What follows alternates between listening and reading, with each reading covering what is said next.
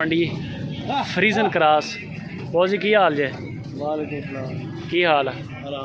किन्ने जानवर ने अपने को इस टाइम 22 ने कोई पुट्ठे का रेट है सारिया का एको ही रेट दस दे एको ही रेट दस दे नंबर दस दे मैं माल चेक करा देना तेरा हाँ मुहब्बत वाला 1,70,000 बढ़िया ने इधर हो जा जरा रोशनी है सही नहीं आ रही। अच्छा 1,70,000 1,70,000 22 बच्चियाँ खड़ियाँ मोबाइल वड्डियां क्रॉस होने वाली जाते तो नंबर शंबर बोल अपना 0304 4 730 99 35 किहड़ी जगह ते रहने वाले जे विहाड़ी इन्हां च कोई वो हुंदा तां नहीं ना ना जी कोई मसला नहीं कोई फारग होंदी है वो अपनी होगी जेड़ी बच्ची रिजेक्टेड तो नहीं रिजेक्टेड माल तो नहीं ना ना ओके आ यानी कि जी ओके चेक करके लेने वीरे चेक करके डॉक्टर साड़ा अपना ए सारियां क्रॉस होने वाली इन्हें तकरीबन सही होगा सोहने विच कईयां दे काले रंग दे थान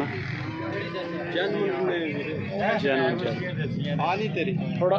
थोड़ा जिहा साइड ते जान दी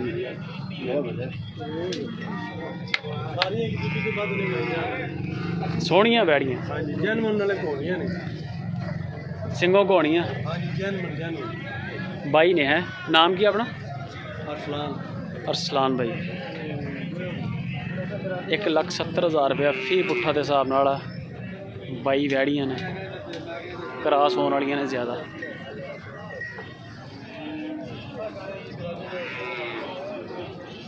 माशाल्लाह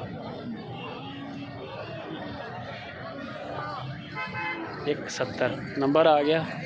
विजिट करो आके चेक करके फेल हो कोशिश करो कि जी वैड़ी के थले हवाना लमकदा जिदा कि हाली है जिन्हें थले हवाने की झोली आ वो वैड़ जी लो वो ज़्यादा बेहतर है बजाए कि वो जे थन नाल चिमड़े है और ही सही मेरे तजर्बे के मुताबिक या जोड़े बंदे सानू दसदे ने राजा साहब जर्मनी का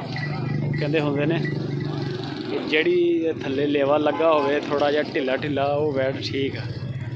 जे नाल थड़ियाँ निक्कियां निक्कियां जिसम के नाल प्रैस होणगियां वो नहीं सही वो ना लो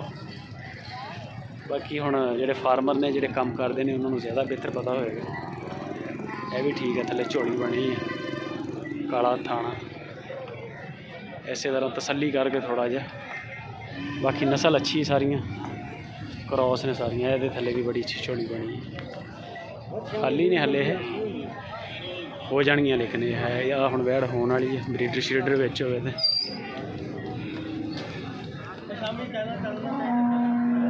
चैनल चल गया थोड़ा भाजी लाता रेट 1,70 का